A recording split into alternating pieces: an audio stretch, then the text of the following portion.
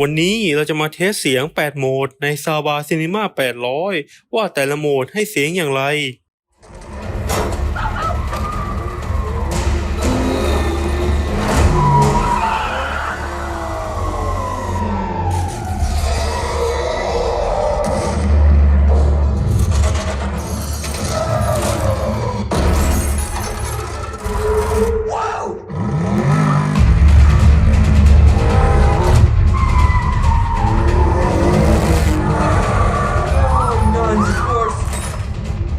Forgive me. Along the way, melodies we haven't played.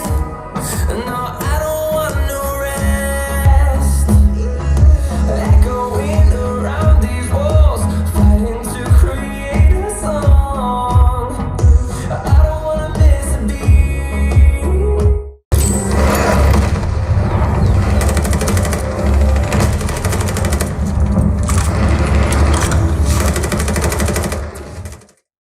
Bill Buffalino's daughter was getting married in Detroit.